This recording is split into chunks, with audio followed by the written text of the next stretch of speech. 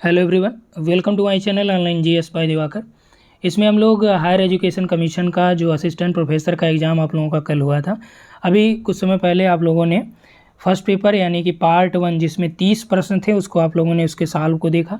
अब इसमें हम लोग भूगोल विषय का सॉल्व देखेंगे और इसमें देखिए किसी भी प्रश्न पे आपको लगे कि ये नहीं ये सही होने चाहिए तो आप विद प्रूफ कमेंट करिएगा। ऐसा नहीं कि उसमें आप कुछ भी बोल दीजिए कि ये है ऐसा।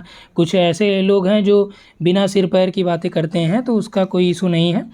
फिलहाल आप लोग जैसे आपको लगे कि हाँ ये प्रश्न में ऐसा नहीं ऐसा होना चाहिए तो आप कमेंट ज़रूर करिएगा और उसमें आप सोर्स देख के बता दीजिएगा कहाँ से आपने ये देखा है। जैसे इंटरनेट से देखा हो तो इंटरनेट पे आप वहाँ लिंक पेस्ट कर दीजिएगा तो वो रीचेक कर लिया जाएगा, या मान लीजिए आप व्हाट्सएप पे भी हमें सोर्स अपना भेज सकते हैं कि हाँ यहाँ से आपने देखा था।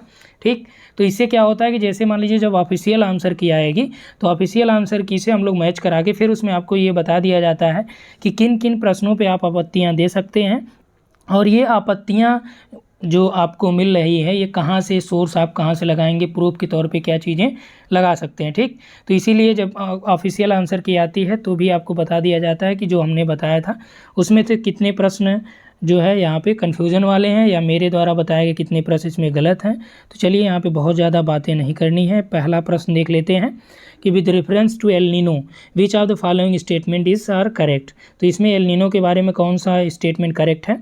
कह रहा है कि एल नीनो जो है एक कोल्ड ओशन करंट है, सही है ये। यह दिसंबर माह में क्रिसमस के आसपास प्रशांत महासागर में पेरू तट पर प्रकट होती है, तो ये दोनों इसमें सही है। ठीक, इसीलिए इसे ईसा का जो इसे शिशु की संज्ञा दी जाती है। ठीक, तो पहले का बी हो गया। दूसरा देखिए which of the following soils is rich in potash but poor in phosphorus. तो कौन सा जो है मृदा पोटास में समृद्ध है लेकिन फास्फोरस में कमी होती है या फास्फोरस की उसमें कमी है, तो ये जो है जलोढ़ मृदा हो गई। उसके बाद देखिए निम्नलिखित में से कौन सा पर्वत दर्रा लद्दाख पर्वत श्रेणी में है। तो बनिहाल है, खारदुंगला है, फोटुला है, जेलेपला है। ठीक, तो लद्दाख जो पर्वत श्रेणी है वहाँ पे खारदुंगला दर्रा है।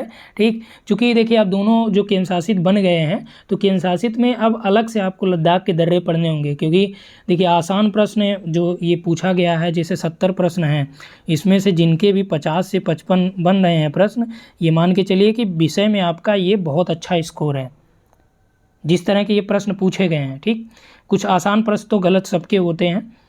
उसके बाद देखिए how long is the length of the equator down for entire globe on the Gall's projection. तो गाल प्रोजेक्शन के बारे में यहाँ पे संपूर्ण ग्लोब के गाल प्रक्षेप में भूमध्य रेखा की लंबाई कितनी बड़ी बनाई जाती है।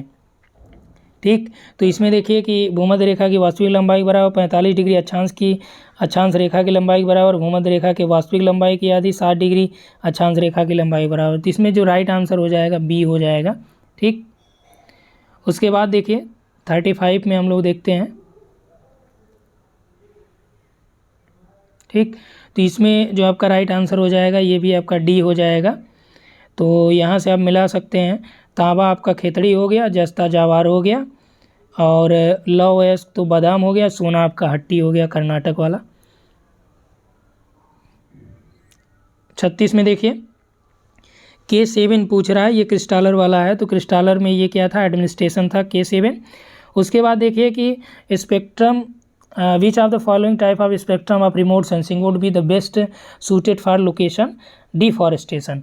अब देखिए सुदूर संवेदन तकनीक में निर्वनीकरण का पता लगाने के लिए जो आपका वनस्पतियों के आच्छादन से रिलेटेड होता है कौन सा होता है, थर्मल सेंसर का उपयोग होता है उसमें। तो इसमें देखिए जो राइट आंसर आपका हो जाएगा थर्मल इंफ्रारेड होगा। क्या होगा, थर्मल इंफ्रारेड होगा। ठीक, उसके बाद देखिए 37 के बाद 38 नंबर पे आइए।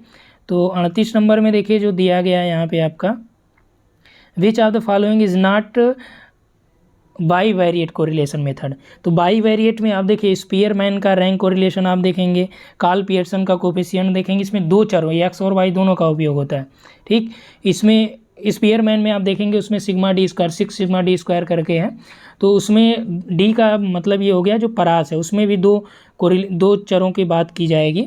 उसके बाद देखिए correlation by least square method, तो ये भी आपका है। लेकिन पार्शियल कोरिलेशन जो है, ठीक, आंशिक सहसंबंध जो विधि है इस यह दो चरों से रिलेटेड नहीं है। ठीक, चलिए उसके बाद देखते हैं हम लोग, which of the following is most suitable to show the inequality in distribution. तो इनइक्वालिटी इन डिस्ट्रीब्यूशन यानी वितरण में असमानता के लिए उसको प्रदर्शित करने के लिए कौन सा सर्वाधिक उपयुक्त होता है। आप देखिए इसमें लारेंज कर्व भी है और सम्मान रेखा, ठीक। तो ज़्यादातर जो इनइक्वालिटी इन डिस्ट्रीब्यूशन है तो ज़्यादा सही आंसर इसमें आपका जो असमानता वितरण के लिए लारेंज कर्व हो जाता है। उसके बाद देखिए, when was the Indian satellite earth observation satellite third which is remote sensing satellite launched. यानी कि यह एक प्रकार की रिमोट सेंसिंग सैटेलाइट है जो कब लॉन्च की गई है, तो ये आपका 12 अगस्त 2021 को लॉन्च की गई है, भू निरीक्षण उपग्रह EOS-3, ठीक। उसके बाद देखिए यहाँ पे आते हैं हम लोग नेक्स्ट क्वेश्चन पे। नेक्स्ट आपका यहाँ पे दे रखा है 41, ठीक।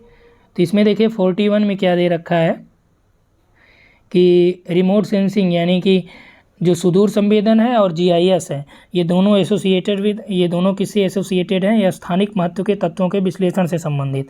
तो जाहिर सी बात है दोनों से क्या होता है कि स्पेशल इंपॉर्टेंस इन दोनों के होते हैं। और remote sensing and GIS are important source of spatial data. तो स्पेशल डेटा दोनों से कलेक्ट होते हैं, ठीक।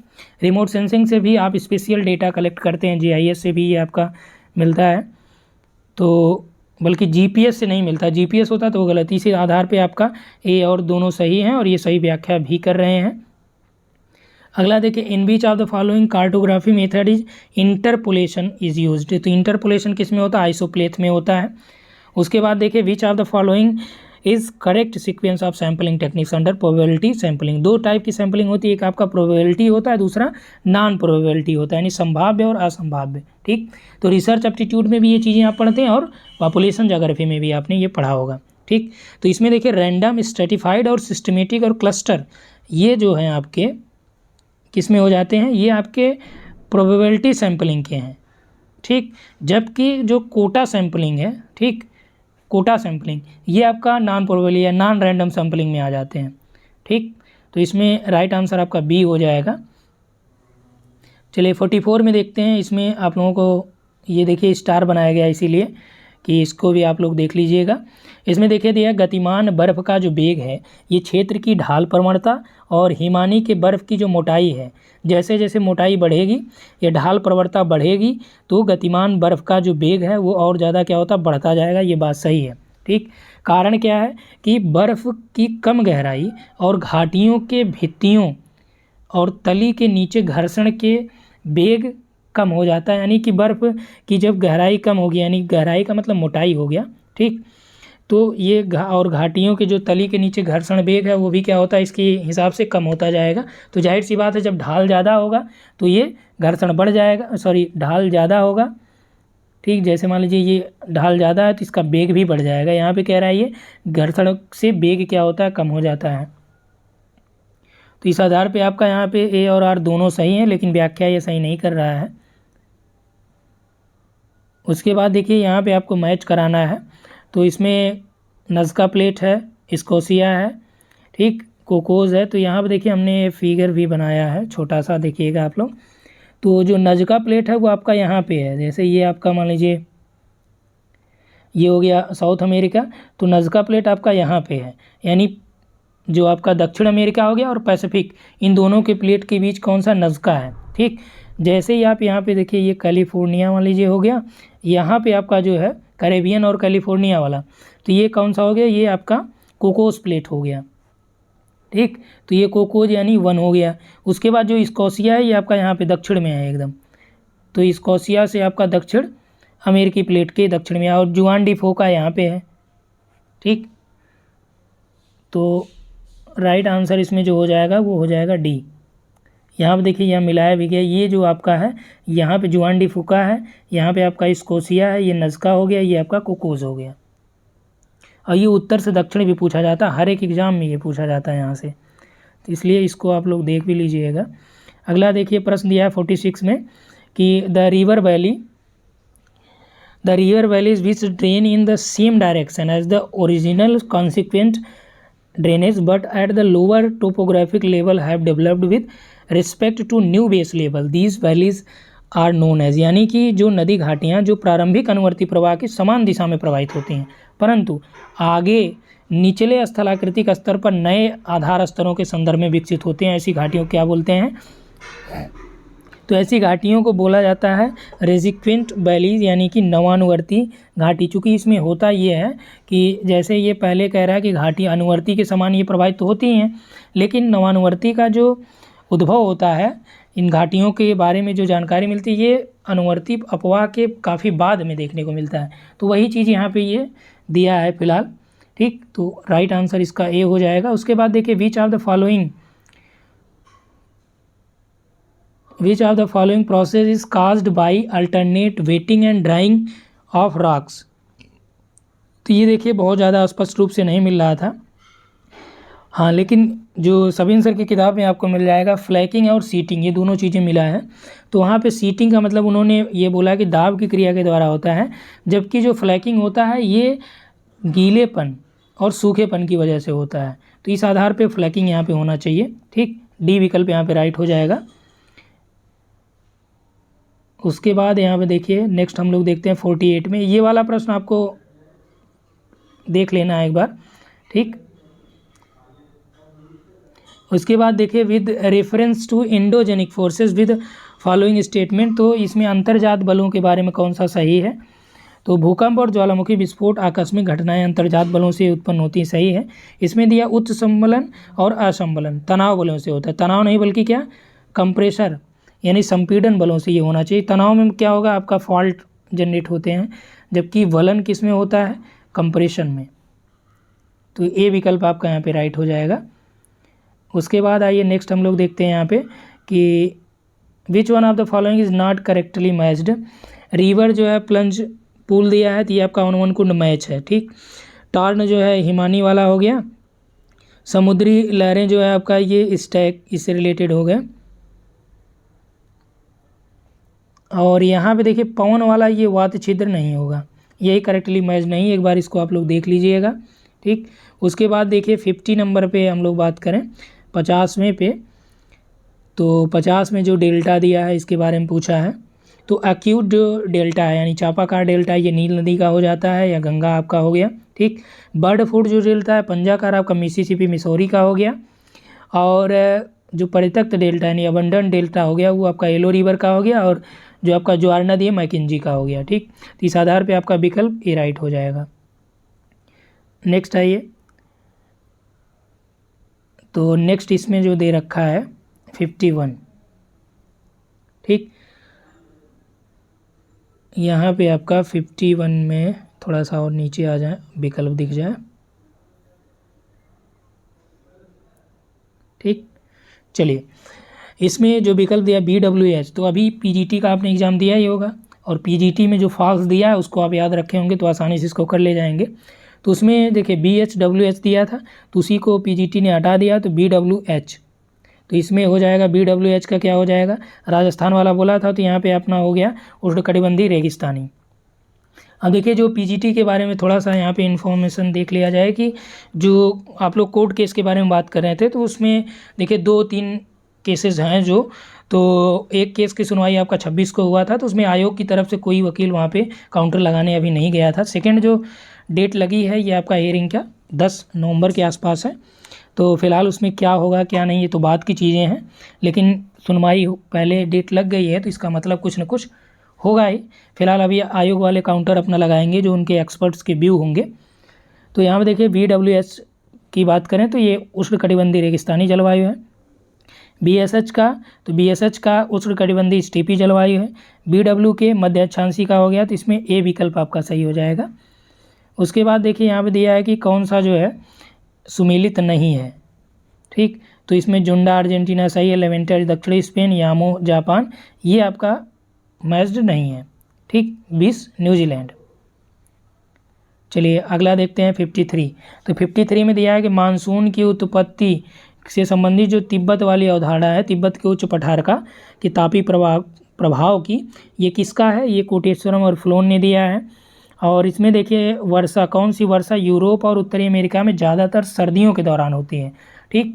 तो ये जो मध्य अक्षांशीय क्षेत्र होते हैं यहाँ पे जो ज़्यादातर जो वर्षा होती है, चूँकि यहाँ पे क्या होता है कि हवाओं का आरोहण भी देखा जाता है और इसकी वजह से एक तरफ तो ध्रुवों की ओर से हवाएं आती हैं, दूसरा आपका आयनवर्ती क्षेत्रों से भी जो हवाएं देखने को मिलती हैं। तो इन दोनों की वजह से यहाँ पे चक्रवातों का उत्पन्न ज़्यादा होता है। तो यहाँ पे जो जाड़ों में ज़्यादा वर्षा जो प्राप्त होती है तो आपका चक्रवाती प्रकार की वर्षा होती है। ठीक, तो इसमें राइट आंसर 54 का जो है बी हो जाएगा।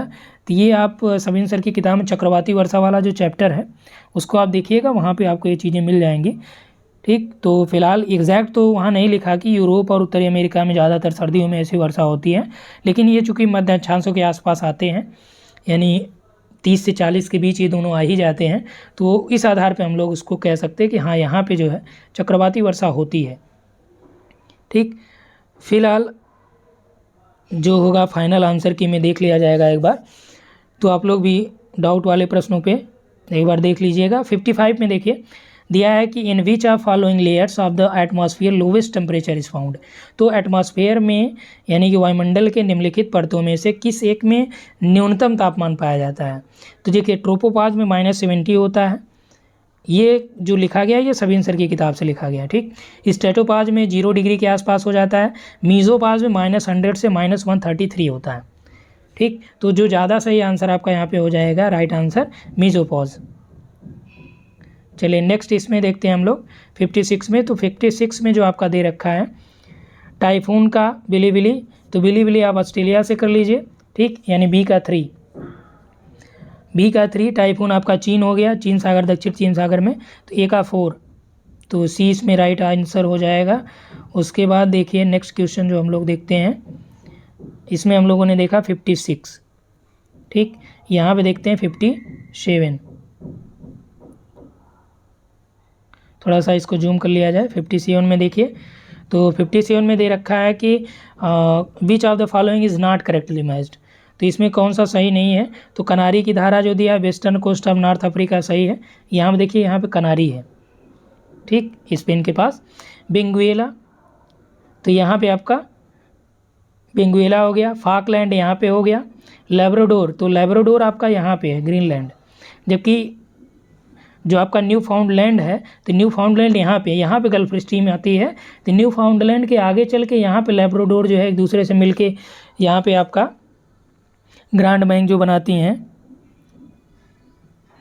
ठीक, तो इसमें डी राइट हो जाएगा।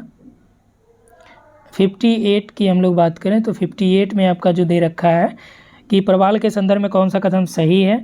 प्रवाल मुख्य रूप से उष्णकटिबंधीय महासागरों और समुद्रों में पाए जाते हैं, जहां औसत वार्षिक तापमान जो है 20 डिग्री से 21 डिग्री के बीच होता है।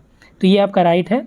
जबकि यहाँ पे लवणता जो दिया है, लवणता वहाँ पे क्या होती है 27 से 30 पर मिल होती है, यानी कि 1 लीटर यदि पानी लें आप तो उसमें कितना, यानी 1000 ग्राम पानी में 27 से 30 ग्राम लवणता जब हो तो वहाँ पे आपका जो है प्रवाल पूर्ण रूप से उग पाएंगे।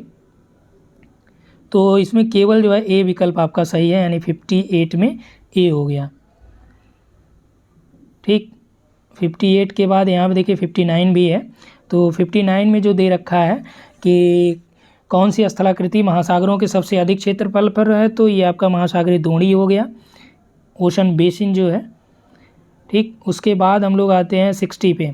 तो 60 में जो दे रखा है कि ठंडी समुद्री जलधारा कौन सी है, तो इसमें देखिए एंटिलीज है और अलास्का है, अगुल्हास है। तो ओयासियो इसमें राइट आंसर हो जाएगा। उसके बाद 61 में दिया है कि कौन सा सुमेलित नहीं है, तो महासागरीय निक्षेप और सोर दिया। ऊज जो है जैविक होते हैं, राइट है। लाल मिट्टी जैविक, ये आपका जैविक नहीं है, अजैविक होता है। टेक्टाइट्स और ये सभी सही है मान लीजिए, तो इसमें राइट आंसर आपका बी हो जाएगा। ठीक, रेड क्ले। 62 की बात करते हैं। 62 में दिया है the ocean in the northern hemisphere record relatively higher average temperature than in the southern temperature. तो यानी कि इसमें ये बोल रहा है कि उत्तरी गोलार्ध में जो महासागर दक्षिणी गोलार्ध की तुलना में अपेक्षाकृत अधिक औसत तापमान दर्ज करते हैं, सही है। और चूंकि उत्तरी और दक्षिणी गोलार्ध में तापमान की जो ये भिन्नता देखी जाती है, इसका कारण ये है कि उत्तरी गोलार्ध में भूमि ज़्यादा है और महासागरों के वितरण की जो है दोनों में असमानता देखी जाती है, इसीलिए तो इसलिए यहाँ पे ए राइट है आपका। दोनों एक दूसरे की सही व्याख्या भी कर रहे हैं। चलिए हम लोगों ने देखा 62। उसके बाद देखते हैं यहाँ पे जो दिया गया है। चलिए यहाँ पे देखते हैं, इसको थोड़ा सा जूम कर लिया जाए। 63 में जो दे रखा है इसका राइट आंसर हो जाएगा डी, मरियाना खाई जो है ये दक्षिणी प्रशांत बंद की नॉर्थ में है। 64 में देखिए दिया जेट स्ट्रीम के संदर्भ में कौन सा कथन सही है। इसमें दिया गर्मी के मौसम में जेट स्ट्रीम की गति सर्दी के मौसम की गति से दोगुना। ये देखिए इसमें उल्टा स्टेटमेंट दे दिया, जबकि होता क्या है कि गर्मी के मौसम में जेट स्ट्रीम की जो गति है ये सर्दी के मौसम की गति की आधी होती है, या फिर आप कह लें कि सर्दी में जो जेट स्ट्रीम की गति होती है ये गर्मी वाला जो जेट स्ट्रीम होता है उसकी अपेक्षा दोगुनी होती है। ठीक, गर्मी के मौसम में जेट स्ट्रीम का विस्तार कम होता है, ये आपका सही है। विकल्प 2 यानी बी राइट हो जाएगा। 65 में देखिए दिया है कि कौन सा सिद्धांत तार्किक प्रत्यक्षवाद से संबंधित नहीं है। तो कार्य कारण, स्ट्रक्चरलिज्म, फंक्शनलिज्म या फिर बिहेवियरलिज्म। तो इसमें देखिए जो बिहेवियरलिज्म है ये तार्किक प्रत्यक्षवाद से संबंधित नहीं है और ये आपका रिपीटेड प्रश्न भी है। ठीक, तो इसको आप देख सकते हैं और काफ़ी प्रश्न इसमें रिपीटेड रहे, लेकिन जो भी रिपीटेड हैं वो जो टफ टाइप के प्रश्न थे जिसमें लग रहा था कि इसमें ये नहीं ये होगा, क्योंकि जो मार्केट में अवेलेबल किताबें हैं या प्रीवियस ईयर पेपर्स के सॉल्व हैं तो उस पर उतना ज़्यादा विश्वास नहीं किया जा सकता है। इसलिए कई जगह कुछ लिखा है, कई जगह कुछ, जैसे अभी पीजीटी में आपका जो पूछा गया था मानव भूगोल का उपागम कौन सा नहीं है, तो आयोग ने माना मात्रात्मक, जबकि यही प्रश्न आपका एक बार पूछा गया तो यूथ वाले या अन्य जो सॉल्व पेपर अवेलेबल हैं तो उसमें ये चीज़ें दूसरी की जगह दूसरा लिखा था, ये रिपीटेड भी था, हालांकि एनसीईआरटी में स्पष्ट रूप से उसमें लिखा गया था। चलिए वो तो बात की बात है। 66 में तो इसमें दिया निम्नलिखित में से कौन सा भूगोल में पैराडाइम, तो पैराडाइम कोहन का हो गया। उसके बाद देखिए जो पोस्ट मॉडर्निज्म ज्योग्राफी में बात किया था तो वो हैं एडवर्ड सोजा जी। उसके बाद देखिए नेक्स्ट जो दे रखा है इसमें 68 में, तो 68 में अर्डकुंडे रीटर की हो गई।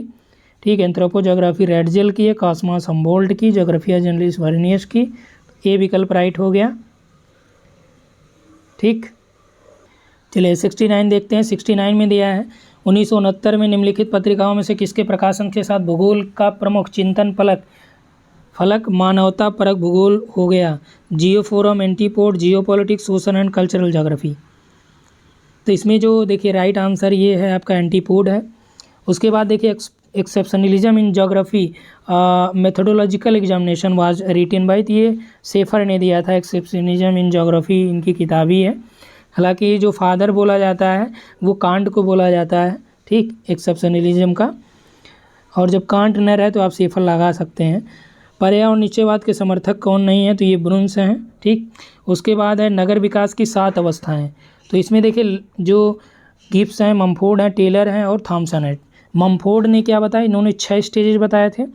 ग्रिफिथ टेलर ने ये 7 स्टेजेस बताए थे, जिसमें 600 अवस्था वगैरह, इसमें इन्होंने 7 अवस्थाओं के नाम बताया था। जो मम्फोर्ड ने बताया था, ये देखिए हरियाणा वाले हायर एजुकेशन का जो एग्ज़ाम हुआ असिस्टेंट का, तो उसमें ये पूछा गया था। वहाँ पे इससे रिलेटेड प्रश्न था आपका, टायरेनोपोलिस से रिलेटेड प्रश्न पूछा था। ठीक, 72 के बाद 73 में हम लोग देखें कि स्मार्ट सिटी मिशन की शुरुआत जो है कब हुई, 2015 में है। जीवन शैली के रूप में नगरीकरण की अवधारणा, ये देखिए प्रश्न कन्फ्यूजन वाला है, इसमें आप बी या सी में से कोई एक देख सकते हैं। ठीक, तो इसको आप लोग अपने हिसाब से भी चेक कर लीजिएगा, जो भी जैसा रहे। और जो भी ये मान लीजिए 1-2 प्रश्न जो कन्फ्यूजन वाले उसको छोड़ के या उसको आप लेके भी बताएंगे तब भी कोई दिक्कत नहीं है। जो आपके स्कोर बन रहे हैं उसको आप बताएं, इससे क्या होगा कि एक अनुमान लगाया जा सकता है, हाँ इस हिसाब से जो है मेरिट जाएगी। ठीक, उसके बाद देखिए संयुक्त राष्ट्र के आकलन के अनुसार निम्नलिखित देशों में किसमें जनसंख्या की वार्षिक वृद्धि दर जो है 2015-20 में सर्वोच्च थी। ये देखिए आपका विकिपीडिया पे डाटा उपलब्ध है, उसमें 2005 से 10 जो यूएनओ का आंकड़ा है, 10 से 15, 15 से 20, ठीक, सभी देशों का जो है वार्षिक वृद्धि दर अवेलेबल है, तो आप वहाँ से देख सकते हैं, यहाँ पे वही लिखा गया है। तो इस हिसाब से यदि हम लोग देखें तो मालदीव है, ओमान है, इक्वेटोरियल गिनी, बहरीन है। ठीक, बहरीन जो है 4.26 के साथ है, तो इसलिए डी ऑप्शन यहाँ पे राइट हो जाएगा। ठीक, ओमान जो है 4.08 है। तो फिलहाल ये विकिपीडिया का जो है रहा है, तो वहाँ से आप लोग भी चेक कर सकते हैं। उसके बाद देखिए रैली का ग्रेविटेशनल मॉडल भी पूछा था, तो ये आप लगा सकते हैं, सबके ये सही होंगे।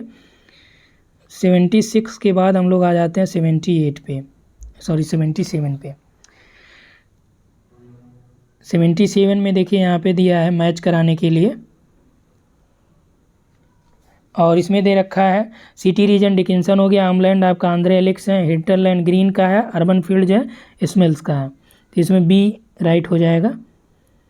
उसके बाद देखिए dry point settlement is human settlement located on a site which is, तो इसमें देखिए कई जगह जो आपके प्रश्न पूछे गए हैं, तो इसमें ये माना जाता है कि जो शुष्क स्थल आदिवासी हैं ये ऐसे स्थान पर होते हैं जहाँ पर बाढ़ प्रवण क्षेत्र में बाढ़ उन्मुख न हो, यानी वह क्षेत्र जो है बाढ़ प्रवण हो, लेकिन वो सेटलमेंट वहीं होंगे जहाँ पे वो बाढ़ उन्मुख ना हो, यानी जो हिल एरिया टाइप का होगा वहाँ पे ये डेवलप हो पाएंगे। ठीक, अब देखिए यहाँ पे मान लीजिए गर्म शुष्क प्रदेश लगा दिया जाए, तो गर्म शुष्क जो प्रदेश है वहाँ पे शुष्क बस्ती तो होगी ही, तो उसमें शुष्क नाम होने का कोई मतलब ही नहीं होता है। फिलहाल इसमें सी विकल्प आपका होगा, तो आप लोग देख लीजिएगा इसको भी एक बार। उसके बाद देखिए which of the following factor was not used by D Whittlesey to deliminate agriculture region of the world, तो 5 आधार इन्होंने बताए थे। ठीक, ये भी रिपीटेड प्रश्न है, और उसमें जो है आपका भूस्वामित्व एवं भूधृत्य ये आपका शामिल नहीं था। ठीक, उसके बाद देखिए 79 का आपका ये हो गया। 80 में आते हैं हम लोग, तो 80 में जो दिया गया है एग्रीकल्चर के बारे में, तो इसमें देखिए ये आपका जो दिया गया है कि एक्सटेंसिव सब्सटेंस टिलेस, यानी कि गहन निर्वाह कृषि आपका बांग्लादेश में यानी दक्षिण पूर्व एशिया वाले जो देश हैं, तो यहाँ पे ये ज़्यादातर देखने को मिलता है। तो गहन निर्वाह कृषि आपका हो गया ए का 3। अब देखिए यहाँ पे वाणिज्यिक जो कृषि होती है ज़्यादातर ये कहाँ पे देखा गया, नीदरलैंड डेनमार्क वगैरह में ये होता है कमर्शियल डेयरी फार्मिंग। फिलहाल यहाँ पे जो मिलान करने के लिए इन्होंने दे रखा है, तो मिलान करने में इन्होंने डेयरी फार्मिंग को क्या मिलाया है, सी में देखिए अर्जेंटीना, तो इस हिसाब से आपका हो जाएगा डेयरी फार्मिंग का अर्जेंटीना, जबकि होना चाहिए था नीदरलैंड। फिलहाल जो भी है, तो इस आधार पे आपका जो राइट आंसर हो जाएगा वो होगा डी। 81 में देखिए 81 में जो दे रखा है कि निम्नलिखित विद्वानों ने विश्व स्तर पर कृषि का प्रकार्यात्मक वर्गीकरण 1972 में प्रस्तुत किया, तो इसके राइट आंसर है कोस्टोविकी। अब यहाँ पे देखिए 1967 में who identified 4 category of agriculture efficiency in Uttar Pradesh. अब यहाँ पे देखिए जो कृषि क्षमता के बारे में यूपी की स्पेशली हम बात करें, तो उनका रिसर्च ही है मोहम्मद शफी महोदय का, अवध रीजन पे ही, और पहली बार कृषि क्षमता के बारे में जो वर्गीकरण इन्होंने दिया तो वो शफी महोदय ही हैं, इनका रिसर्च पेपर भी है इस पे, और ये अवध रीजन का ही है। फिलहाल देखिए 1960 के आसपास के इनका देखा जाता है, 1967 में एस भाटिया का देखा जाता है। अब ये एग्जैक्ट जो है आपका यहाँ पे मैच मिल नहीं रहा था, तो यदि इसमें देखिए शफी और भाटिया इन दोनों से एक होगा, तो ज़्यादातर जो सही आंसर लग रहा है वो शफी महोदय हैं, क्योंकि इनका ये स्पेशलाइजेशन रहा है यहाँ पे, और यूपी के संदर्भ में इन्होंने अवध रीजन के बारे में इनका स्पेशल ये रहा है, रिसर्च पेपर भी यहाँ पे रहा है। तो आप इन दोनों से देख लीजिएगा, बी और सी से कोई एक होंगे। ठीक, जसबीर सिंह और एलआर सिंह नहीं है। 82 हो गया। 83 में हम लोग देखें तो 83 में आपका जो दे रखा है, तो यहाँ पे आपका देखिए ग्रोजनी रूस से राइट है, मिन अल अहमदी कुवैत से है, अल घावर जो है ये सऊदी अरब का तेल क्षेत्र है, तो इसमें सी विकल्प सही हो जाएगा। उसके बाद 84 में निम्नलिखित में से कौन सा अल्फ्रेड वेबर के उद्योगों के अवस्थीकरण के सिद्धांत से संबंधित नहीं है, तो इसमें देखिए पूरक क्षेत्र एकत्रीकरण है, तो जो आपका कम्प्लीमेंट्री एरिया है ये आपका इसमें नहीं आएगा। एग्लोमेरेशन के बारे में उन्होंने बात किया था। नेक्स्ट आइए, जेसी वीवर ने निम्नलिखित में से किस क्षेत्र के फसल संयोजन को मापने के लिए सबसे पहले सांख्यिकी तकनीकों का प्रयोग किया, तो ये देखिए एग्रीकल्चर ज्योग्राफी हमने कराया भी आप लोगों को, तो इसमें मध्य पश्चिमी यूएसए के बारे में उन्होंने बात किया था। तो मध्य पूर्वी यूएसए है, मध्य पश्चिमी यूरोप है, तो इसमें जो आपका सी विकल्प ज़्यादा सही है। उसके बाद देखिए among the following scholars who first put for the global strategic view model, तो ग्लोबल स्ट्रेटेजिक व्यू मॉडल जो है ये कोहन ने दिया था। ठीक, मोहन ने तो समुद्री वाला दिया था, सेवरेस्की, स्पाइकमैन तो आप जान ही रहे हैं रिमलैंड का हो गया, ठीक, तो इसका राइट आंसर 86 का बी हो गया। 87 की बात करें तो इसमें देखिए 11 और 50 हो जाएंगे 87 में, स्पेंसर और थॉमस के। ठीक, तो इसमें 11 और 50 हो जाएंगे। मानव विकास सूचकांक में आपका 131 हो जाएगा। और उसके बाद 89 में देखिए शक्ति संरचना पर्यावरण आर्थिक असमानता के बीच जो संबंध है ये पॉलिटिकल इकोलॉजी में होता है।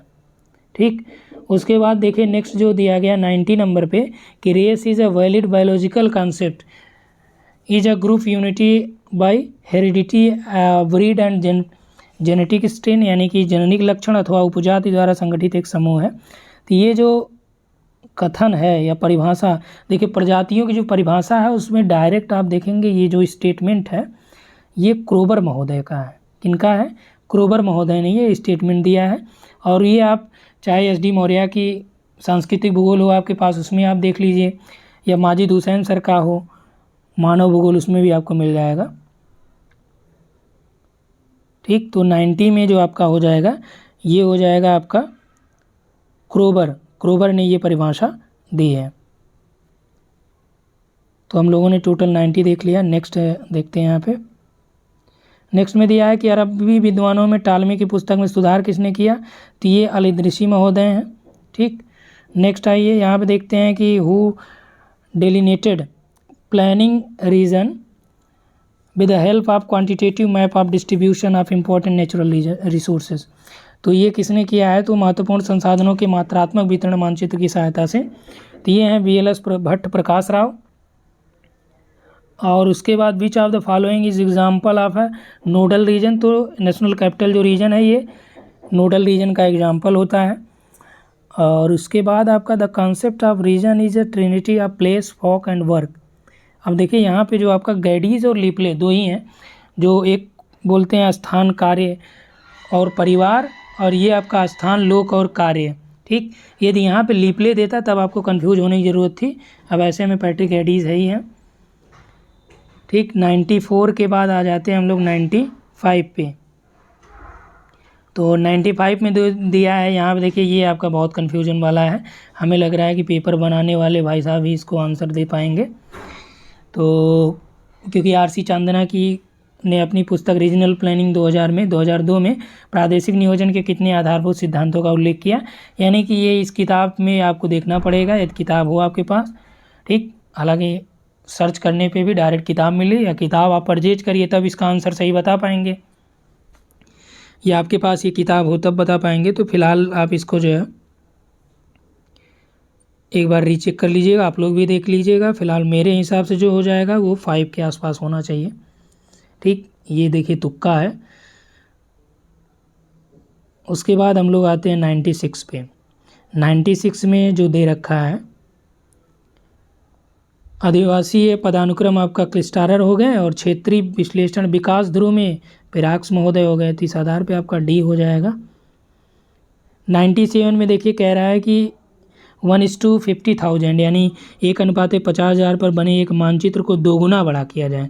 देखिए जब भी मानचित्र को दोगुना बड़ा किया जाएगा तो इसमें 2 का गुणा में नहीं बल्कि भाग किया जाता है। ठीक, जब ये कहा जाए छोटा किया जाएगा तब ये आपका स्केल जो है बढ़ जाता है। तो ये 1:25 हो जाएगा, यानी 1:25,000 हो जाएगा। चलिए 97 के बाद हम लोग आ जाते हैं 98 पे। तो 98 में दिया है कि प्रादेशिक नियोजन को अधिनगरीय क्षेत्र में गतिविधियों के व्यवस्थापन में सामाजिक उद्देश्यों को तैयार करने एवं स्पष्टीकरण की प्रक्रियाओं के अनुरूप में किसने परिभाषित किया। अब देखिए इसमें कुलिंस्की और फ्रीडमैन दोनों हैं। ये रिपीटेड भी प्रश्न है और रिपीटेड में कई जगह फ्रीडमैन आंसर मिल रहा है, कहीं कुलिंस्की मिल रहा है। तो फिलहाल यहाँ पे जो आप कुलिंस्की लगाए हो तो इसको देख लीजिएगा, ये भी आप स्टार मान के चलिए। एक आपका ये हो गया और एक जो है रीजनल प्लानिंग वाला, और मान लीजिए सब मिल ही गया था तो उसमें गलतियाँ नहीं होंगी। किर्गिज का मध्य एशिया, ये बुशमैन कालाहारी वाले हो गए और सूडान है नहीं। बी हो गया 99। और 100 नंबर में देखिए जो बनेगा लेक की बात कर रहा है। तो लेक में देखिए आपका जो दिया गया है साला जो लेक है अरुणाचल प्रदेश का है, चंदुबी आपका जो असम का हो गया, उमियम तो मेघालय है ही, और भृगु आपका जो है हिमाचल का है। तो इस आधार पे ए विकल्प यहाँ पे आपका सही हो जाएगा। ठीक, तो 100 में आपका हो गया ये। तो टोटल यहाँ पे देखिए 70 और 30 आपका पहले दिया ही जा चुका है। तो इन 70 प्रश्नों में जितने आपके सही हों, जो कन्फ्यूज़न वाला है चाहे आप उसको जोड़ लें या हटा लें, कोई दिक्कत उससे नहीं है। और 1-2 प्रश्न आप लोगों का जो रहेगा तो कमेंट के अकॉर्डिंग जो है वो देख लिया जाएगा। उस हिसाब से जो है ये समझ में आएगा कि हाँ किस हिसाब से आपका है। आप फर्स्ट और सेकंड दोनों मिला के बताइएगा इसमें। ठीक, तो दोनों मिला के बताएंगे तो एग्जैक्ट पता चलेगा हाँ इसके आसपास आप लोगों के बन रहे हैं। ठीक, तो इस वीडियो में इतना ही। उम्मीद है आप लोगों को ये वीडियो पसंद आएगा। तो आप इसको अपने मित्रों तक शेयर करना मत भूलिएगा और इसे ज़्यादा से ज़्यादा लोगों तक शेयर कीजिए। किसी भी प्रश्न में आपको कोई समस्या लगती है निश्चित तौर पे आप कमेंट करिए, उसका निराकरण आपका किया जाएगा। ठीक, थैंक्स फॉर वॉचिंग।